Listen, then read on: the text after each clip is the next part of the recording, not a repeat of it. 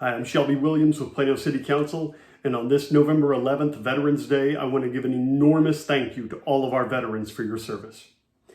Now, I missed Monday's council recap because I had to bolt from the city council meeting right after the meeting was over to go pick up my daughter. So better late than never. The first thing I want to address is the special meeting we had beforehand on Monday about density. I had asked for this meeting after our city council retreat about a month ago because it occurred to me that this council, who has been together now for more than a year, has never had a meaningful discussion on the topic of density, which is one of the primary issues that's been facing Plano for several years, and it comes up in every election in recent Plano history. And yet we've never discussed it in a meaningful way. We dance around it whenever certain zoning cases come up, but we don't actually tackle it head on. So we started to do that this Monday. We discussed land use and the effects of density on our city. I'm not going to recount the whole thing. It lasted a couple of hours, but I'm going to touch on some highlights. Number one, and I led with this, there has been a narrative for several years now that opposition to higher density or high density developments like apartments is based in racism. It's just not true. I've spoken since I started my campaign almost 2 years ago. I have spoken with thousands of Plano residents, and the concern is not about race. The characterization is that opposition to apartments means that we don't want the sort of people who live in apartments. It's just not true. Statistically, there may be a couple of people out there for whom that's true, but the concern is the density we already have. We're nearing, after Cullen Creek and Beacon Square are built, we'll be near 40% apartments in our housing mix. That's an enormous ratio. If we were around 10%, nobody would care, just as they didn't care when we were around 10%. So it's very important to focus on what the actual issues are. As 2020 has shown us, when we get rooted in demagoguery, back and forth, we don't make any actual progress. We don't do anything actually useful. So that's why I wanted this meeting, to cut through some of the misnomers and for all of us, as I said, to come to a common understanding, if not a common position. Now, the fact is that Plano has the second highest density out of any large city in Texas, any city with a population greater than 250,000. It was brought up in the discussion that we can't compare Plano to a city like Dallas because, number one, Dallas has a great big airport and a lot of waterways in the middle of it, whereas Plano doesn't. Okay, that's fair. So I did the math. Dallas has 3.5 times the population of Plano. And after you remove the airport, Love Field, and after you remove the square miles taken up by waterways, the city of Dallas is still 4.5 times larger than Plano, which means, even accounting for the airport and all the waterways, we still have a greater population density in Dallas than the entire city of Dallas in aggregate. That doesn't mean we have a higher population density than downtown Dallas or even uptown. I haven't measured those, but we still have an enormous population density, and that still has an impact on various aspects of quality of life. It is, of course, not the sole determinant of quality of life, because you can be miserable out in the sticks where you're all alone, and you can have a great life in places like Legacy West, which have a much higher concentration and higher density. But for the city as a whole, there are impacts to public safety. If we are to have police and fire that respond appropriately, we need those resources and we need the training to address a higher density situation. And as Chief Russian, former Chief Russian, Deputy City Manager, now Russian, said to the Comprehensive Plan Review Committee back in February, the more people you introduce to an area, the greater the opportunity for crime. That's regardless of the housing type. So the more people you pack in, the more opportunities you have for crime, statistically speaking. Likewise, there's the undeniable impact of traffic. Unless you have a high density city that is built for mass transit, which we are not, then you're going to have a traffic impact. Now, there is unquestionably a lot of traffic going north to south because we're the only thing standing between North Texas and the city of Dallas. There's also a ton of traffic going east to west. I used to have more than an hour commute going from East Plano to West Plano. Never mind the north-south traffic, that's just east to west. And I personally have sat through up to 6 cycles of the light heading eastward on Spring Creek Parkway at Preston. Just waiting for the light to turn, one cycle after another until I could finally make it through. This would not be the case if there weren't so many people on the road. So of course, this is a challenge. And greater density brings more people, which bring more cars, especially in a city that is built for automotive traffic, as ours is. In fact, this whole region is built for automotive traffic. A couple of the other things we discussed in the density meeting were to whom we're responsible as a city. I've always said that our primary responsibility as a city council is to the people who already call Plano home rather than to the people who want to call Plano home. That's not to say that that's our only responsibility, but what we want to do is make sure that the Plano that we serve today is the Plano people still want to live in tomorrow, and the day after, and the day after, and the decade after. Because of course, all of our decisions now have long-lasting ramifications and shape the city of a decade from now. So we want to make sure that Plano remains an attractive city of excellence. This doesn't necessarily mean it has to be more dense. It doesn't necessarily mean it has to be less dense. But the people have said overwhelmingly that the type of housing we lack the most is smaller footprint ownership options. This was even the case during the Plano Tomorrow process, the Plano Tomorrow Plan process. The surveys that were sent out to Plano residents asked, what do you think is most desirable and least desirable for the future shape of the city? The number one response in terms of most desirable was these smaller footprint, smaller lot housing. And the least desirable was high density multifamily. So that's what the people who lived here said. And that's whom our primary responsibility, our first and foremost responsibility is to.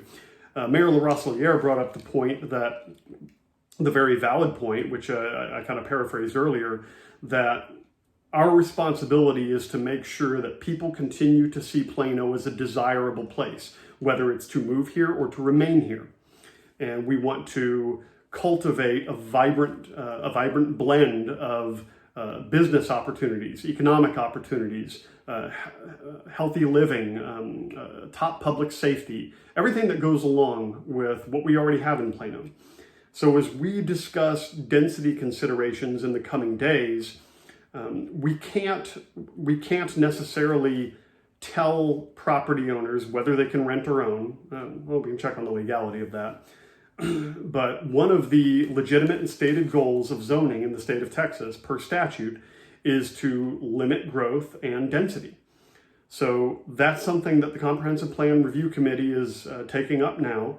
And if we are to look at our city holistically, which we always should be, instead of one little parcel at a time in isolation, then we need to consider the overall impact of our density, both in terms of housing and commercial, and multifamily versus single family. Now, I think it's important to note, one of the points I brought up, and I've mentioned this before, is we're also about at 40% rentals versus ownership in Plano. Now, people who rent, statistically speaking, on average, they don't take the same measure of care with their property as owners do. It's just a fact. They don't have the same motivations, so why should they? So the greater the percentage of rental property we have, the less care will be taken to our properties overall. And also, since many people live in apartments as a temporary place, like Mayor Ricciardelli said when he came here from New York, he lived in an apartment first until he got a house. Many people are like that, and that's totally fine. But it speaks to the transient nature of many of the people who live in apartments. They are not there for the long haul, and so they don't take the same measure of care for their property as homeowners do. So we've got to bear that in mind.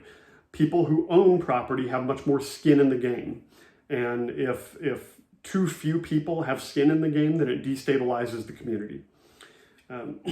We then went into the preliminary regular meeting, the preliminary open meeting. And we had discussed doing a council charity challenge for this holiday season. And Councilmember Grady had forwarded me an idea, which I love, and that is for each council member to be posted at a separate Salvation Army bell ringing station. And we can promote people to come give to our stations. So come ring our bell, but bring gloves, it's gonna be cold.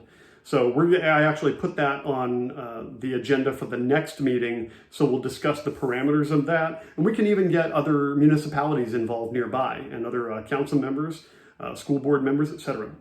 Then we moved to our regular meeting. We had two proclamations. The first was this today as Veterans Day, and again, a big shout out to all our veterans.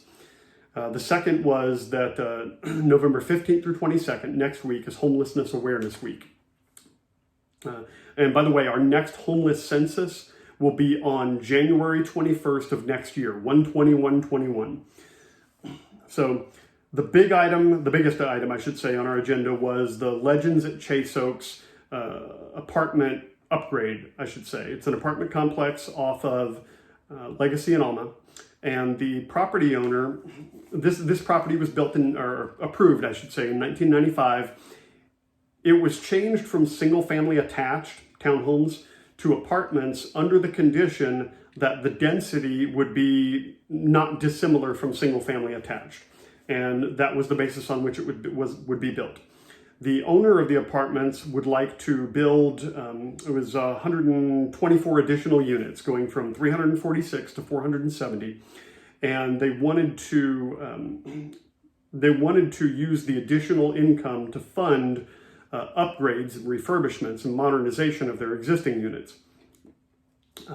They would reduce the setback from 70 feet to 25 feet and reduce parking from 2 spaces per unit to 1 space per bedroom, and to allow tandem parking. That means 1 parking spot where 2 cars are stacked front to back. So you'd have to coordinate backing out if you were the first person in there and needed to get out. This ended up being denied 6-2. Some of the key reasons, as Mayor Pro Tem Prince brought up, she was very hesitant about sending the message that the way to upgrade, the way to update your property is to add additional buildings for rent. I agree with this. Deputy Mayor Pro Tem Ricciardelli also agreed. Now, I want to state first that I am very appreciative of the applicants, the property owners' desire to update and upgrade their property.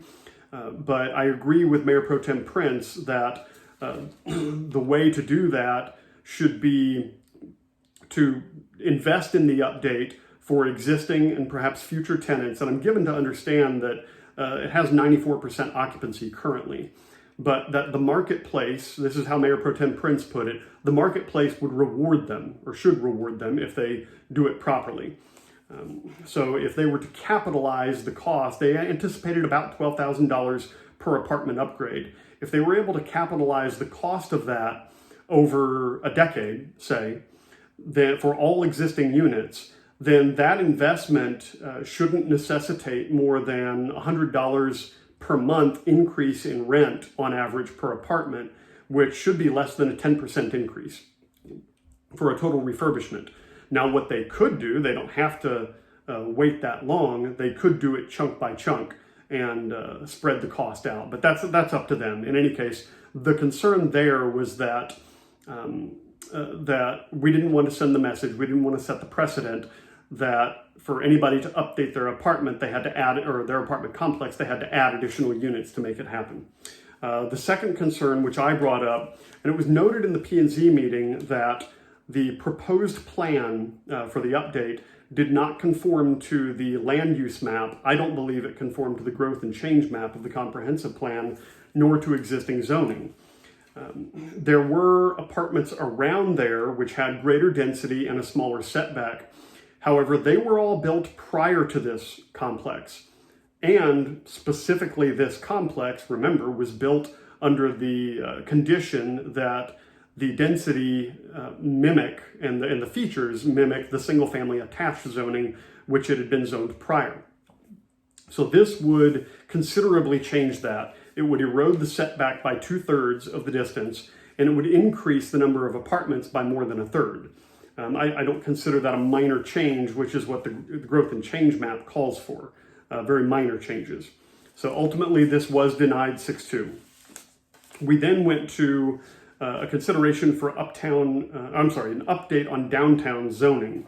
The update, which was going to be presented to council, staff asked that it be remanded back to planning and zoning because some downtown business owners had expressed concerns after it had passed out of P&Z 7-1. So I asked in the meeting on Monday how it had made it so far and come to us without the business owners being aware of it. Come to find out that we post the zoning changes like this in the paper, in the newspaper, as required by state statute. I haven't looked it up, but I suspect that statute is decades old. So what I've asked for is to explore an electronic mechanism with technology that we already employ in various ways, so that a property owner, particularly a commercial property owner, can register their property address and an email address and automatically be emailed with a notification of any proposed zoning changes. That way, the moment we start considering a zoning change, they can be notified. They don't have to wait until after P&Z to find out, which should be a much more efficient process and provide for greater transparency.